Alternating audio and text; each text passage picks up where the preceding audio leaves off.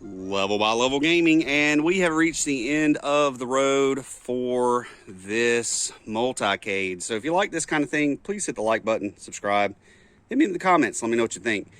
Now, if you go back to the video before this, you will see that this started life for us as a very tired and worn out Lethal Enforcer's cabinet. This thing has gotten a fresh coat of paint, some Galaga themed side art here, control panel art, coin door, bezel, and marquee, along with some new T-molding. So not only did the outside of it get refreshed, but inside of here is a new LCD monitor. Oh, I just noticed you can see me. Hello, everybody. Inside of here, the coin doors have had to go through some modifications. These coin doors actually had, the one that came with this Lethal Enforcers had a very busted set of quarter receptors here, and it was actually the kind that it was like a dark red color, and the coin slot was built into this part of it, so there would be a little slot here and this dark red 25 cents mechanism here, and they were side by side. Well, those were completely shot, unsalvageable. So I went to my parts pile, couldn't find that exact match, but I did find these old quarter parts from another machine. So I kind of did a little bit of a modification, and now we have some fresh cleaned up. Somebody had actually taped over this with duct tape, and these were just real gunky and cloudy, so some goo off and a little elbow grease. Those cleaned up pretty nice. These are the original brackets, coin doors, and I just kind of did some modifications to get that to work. Also, these locks have been rekeyed, so you can get inside to the mechanisms here.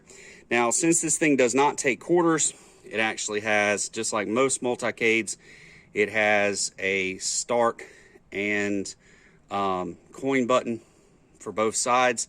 You just hit this to give you some quarters, this to start your game. All these internals were not necessary, so I just modified the brackets, got these to hold everything in place, rewired in some lights here. These are on 12 volts, so here you go, you got some lights. So these little quarter buttons here, receptors, have some light, so whenever you got it all closed up, fired on, you can see it looks legit, but doesn't have any of the mechanisms, which isn't necessarily a bad thing, because now you can't actually put a quarter in it. Somebody might not mistakenly put a quarter in it, you know, a kid or something come up and, oh, there, put a quarter in it, and it just kind of goes into the inside the machine here. So down here, this is something that I've actually grown quite fond of whenever I've been doing these builds, is in one of the panels here, usually this would be where the coin tray that would catch all the quarters for the person, that's why it would have this hardware to lock it up, would be located in. I have actually mounted the Kenter amp here. This is a Kenter MA170, so I can leave links for this kind of stuff in the description if you guys like. Just let me know in the comments if you want to know where to pick this stuff up. So inside of this door, with this pretty convenient little handle here, is a amp, so you don't have to get into the back of the machine to cut this on, manipulate your volume, bass, that kind of thing. So your treble, it's all right there. And if you have to, you can just kind of move that out of the way, get to everything, and close this thing back up, lock it, and now, you know, like I said, with the kids in the quarters, they can't jack your volume all the way up and blow you out of the house. So, and it's also really more convenient here than in the back of the machine. Also, something we've done is we've taken the internal master switch that would usually be located inside the machine, once again, these things being in arcades, not wanting kids to mess with them, we've taken that and relocated it from inside the machine where only a technician or the owner could reach it, and put it on the outside of the machine. So with a flip of the switch, you get life. Now, I'm not going to try to show you gameplay out here in the sun. It's too much of a glare, but we will relocate. I'll pause the video and go inside for that. Also, so you can see everything all lit up. So let's walk around to the back of the machine and we will show you inside of it. So I have taken one of these internal latches. This machine did not have a back at all on it.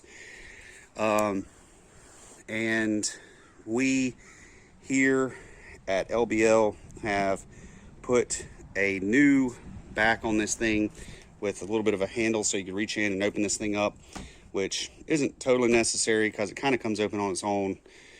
But I've taken this internal latch and just relocated it on the outside here so you can open this up and get to the inside of the machine to do your work. Now, inside of here, not a whole lot to see. You have the brains of the Multicade, which is this Pandora's box. I'm gonna have to put a link to this also in the description. It's like Pandora's box 3D, straight off of Amazon. Comes preloaded. You don't have to put a single game on here. We didn't put any games on here. It is as it came. This is the arcade edition, which has a JAMA harness. Having a little hard time thinking of what I wanted to say there.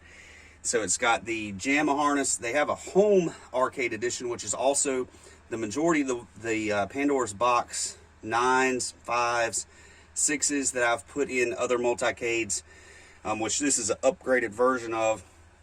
Some of those are the home edition, which has a whole nother connection here other than this traditional JAMA harness.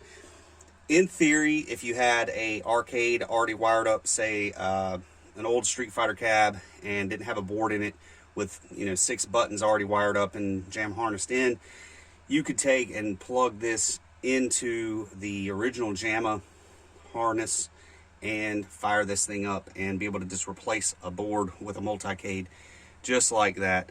I believe the company that sells these is called B. Lee, but like I said, if you're interested, let me know. I'll put the links in the description. I have wired in just a traditional surge protector here because the TV, I didn't want to have to splice and cut, try to work in power. It's much easier just to have it plugged in. Also, the amp is just on these traditional plugs here and goes into a surge protector. Up through here, we have some speakers wired in. From here, we have the switch, runs up. You also have power going to the 12-volt LED marquee light. So this thing no longer requires the old school fluorescence. And LEDs should last a lot longer. So you have your mains coming in here. I kept all the traditional wiring as far as there is your fuse and everything goes from here. So if that fuse pops, it should shut everything down. Of course, the master switch directly breaks the power coming from here and going to everything else. The surge protector, power supply, your 12-volt, 5-volt, positive, negative. This thing doesn't use negative voltage. It's all positive. So everything comes out, your 12 volts to your LED, main power, everything comes in, gets split up from this and goes out to everything that needs all of its different voltages. Of course, your JAMA harness comes in through your 12 volts. So that is the inside of the cabinet. I don't know if I need to flip this thing forward. I might go ahead and just flip this forward and show you the inside of the control panel. So let's walk around to the front side of the machine here and see if I can get this thing open.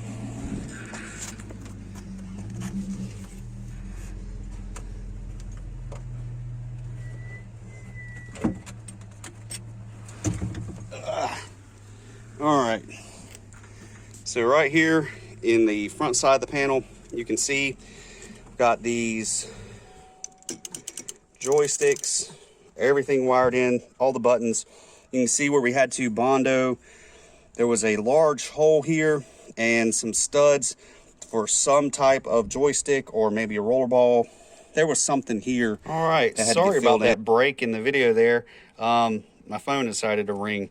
I didn't have my phone in airplane mode. But anyways, something that while I had that break in the film is we noticed there was a problem with the Bondo there. Wasn't really happy with the finished product. So we've actually went in and done some more repairs here to smooth this out a little bit, hopefully for a better finish on that.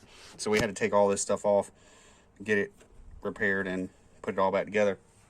So I pretty much went around the entire outside and inside of this cabinet. So what I'm going to do now is we're going to pause the video again. I'm going to move it into the inside of the garage where you can actually not have a glare on the screen, fire up and show you what the gaming looks like and go through some instructions. All right, we are inside. We've got some shade going on and we are going to fire this thing up. So here you go. Pop the switch. We see Ayama pop up there. Everything starts firing up. So there is actually a piece of plexiglass that this bezel is a part of that's separating the screen for a little more protection there. It also gives it more of a classic feel because the old ones used to have glass in between you and the screen. So the Pandora games 3D, like I said, I can leave a link in the description if you guys are interested. Just let me know. That's the brains and heart of this thing. With this, you can set like some favorites. That's what this heart stands for. I've set this first page. One page is 10 games, and you know it looks like I've got 50 pages of games here. You can set in the settings, and I'm going to show you guys as a quick introduction to that as well, how you set up your favorites. But I've got Galaga, Miss Pac-Man. They say Pac-Man, but like I said, Pandora's game, that's how they labeled it. It is Miss Pac-Man. Sonic the Hedgehog, World Series of Baseball, NBA Jam, Teenage Mutant Ninja Turtles, the original Donkey Kong, the original Super Mario Brothers, Street Fighter Alpha 2, and WWF Wrestling. I just tried to get a good mix of some fantastic games right on the very front page there. Now, if you just hit over one at a time, you can see that it goes over to page 2, page 3, and so on down the list. Now, this first page, beyond the favorites, you can see there's an icon here, the two swords clashing. That means it's all fighting games. So this very first page is all fighting games. Then you have, like with your Metal Slug series, you have this little flag, which I assume is side scrollers, platformers, adventure type games. Get back into some fighting games here. If it's got a little airplane, that means it is a flying game. So you can see in the little window here that that's what that is. It's the 1940 series. All these are going to be your shooters, your flying shooters. Back into the side-scrolling adventure games with the flags there. You can see this F is for Final Burn Alpha, M is for MAME. Those are all arcade-style games, Cadillac's Dinosaurs. The little puzzle pieces, they've labeled it as a puzzle game, but that is the original Donkey Kong. Frogger is listed as a puzzle game. And let's just go ahead and speed it up and kind of go through here. So we got the flags, we got the puzzles, the different machines here, MAME, Final Burn Alpha. If you see the little racetrack, that means it is a racer game. So like this F1 Dream and Drive Out, those are racing games. If you see the little soccer ball, Jump Shot is a basketball game. That means it's a sports game. Puzzles, fighters, sports, racing. I think we've covered everything. Here is a whole section of just nothing but sports games. So MVP baseball, bowling, soccer, golf, it's all there. Tecmo Bowl. So that's a huge game. People love that game. Anyways, some more puzzle games, racing games, and we are on page 41, 42. So anyway, down towards the end here, in the last page or so, there's a few scattered games. Like here's Super Mario Brothers. Well, let's go back one page here. You can see there is a little Nintendo and a Super Nintendo symbol here. So these are actually, this would be a Nintendo game.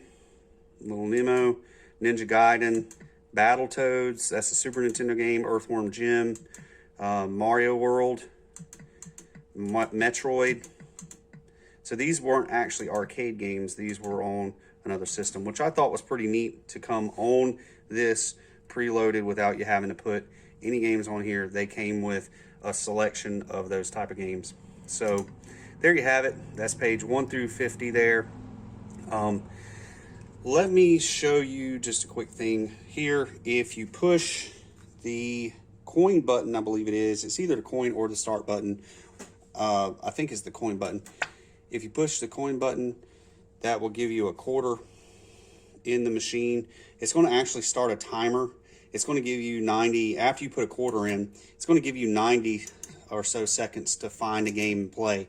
So you really just don't want to put a quarter in until you figured out what games you want to play. Then you put a quarter in. Once you got a quarter in it, let's go back up to the very first game, Galaga.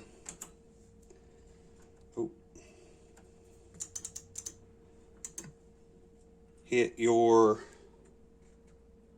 first fire button there, and it will go into the game. Now you are playing Galaga. You hit your coin button to give yourself a couple coins. Hit your start button. Now we are playing the game.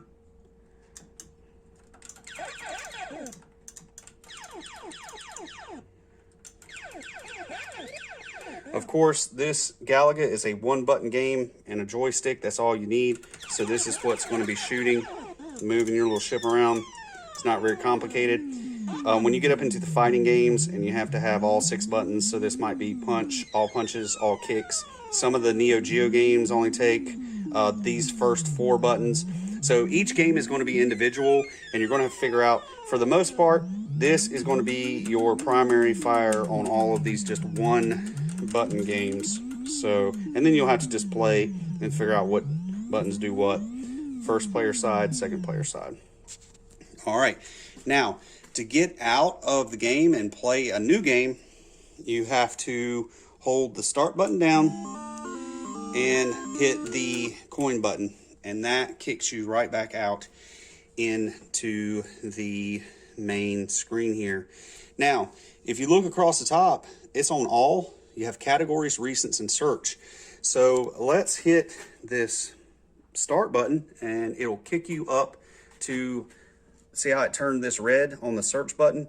Now you are along the top, and you go to all to see back into that again. Categories.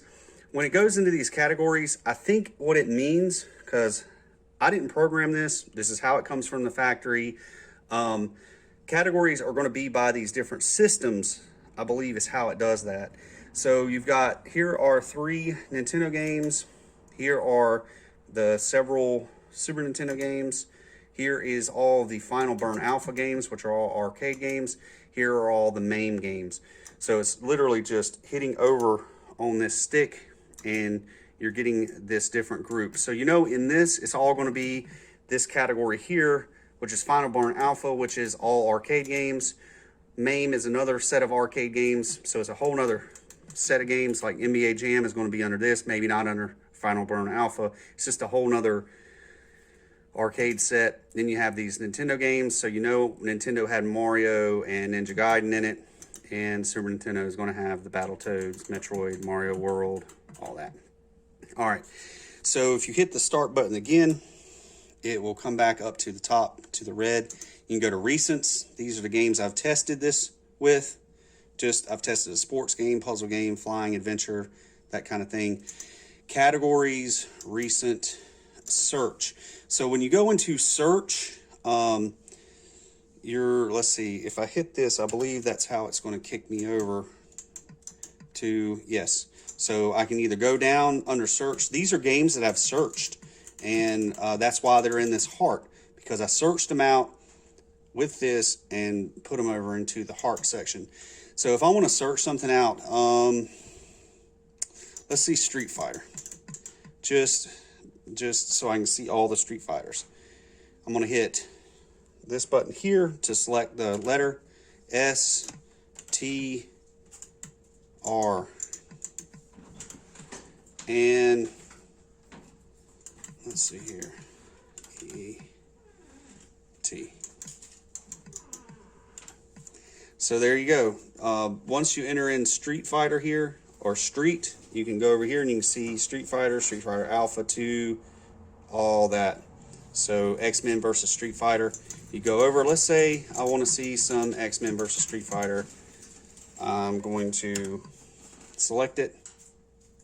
And now I didn't have to cycle through hundreds of games to be able to play Street Fighter. I was able to search that game out, and here we go. We are in it.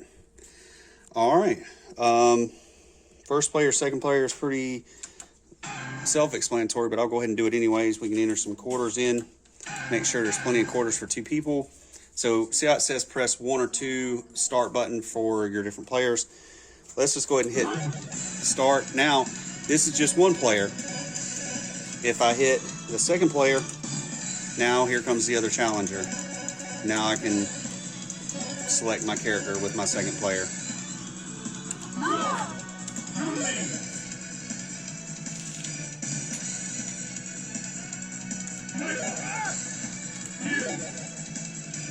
There we go.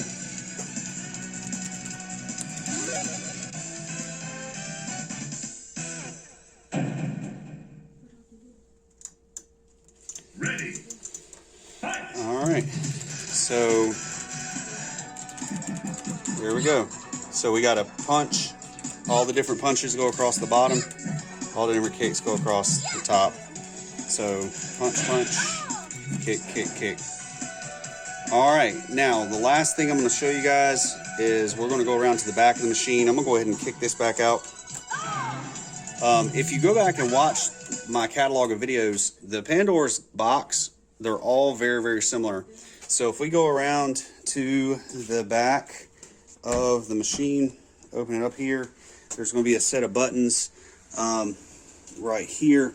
You can hit this second button here right next to the cable, and it is going to take it into a service mode.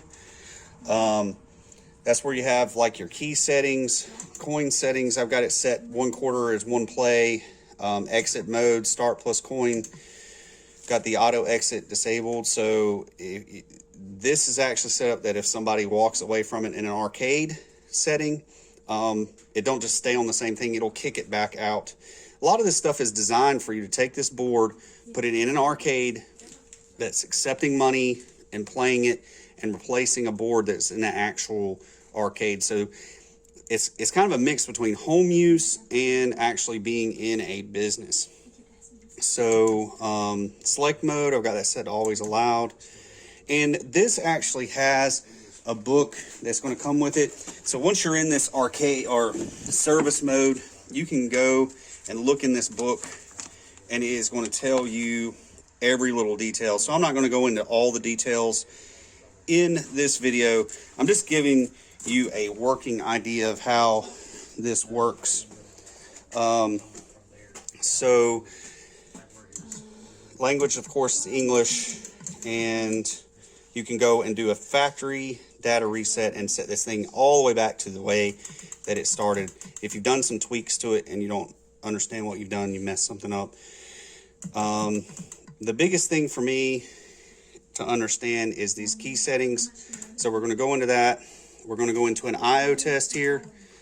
And when I operate these buttons, you will see that there is, the screen will light up. So if you ever want to test what is wrong with your control board, you don't know, the button's not working, you just want to test it out.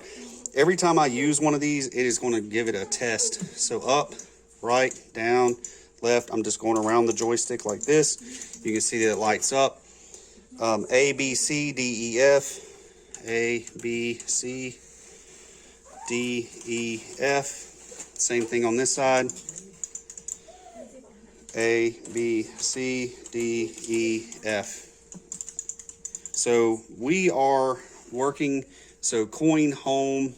So let's go, let's hit start. Let's hit coin. Let's do it on this side. And we don't have an R2 home and like physical D-pads because this is an arcade setup. So those aren't going to be used. So everything that this thing is designed to work, works. So in all the stuff, that is to me the most important one is testing all your buttons and knowing everything works. All right, so this has been Level by Level Gaming. Thank you guys so much for watching this video.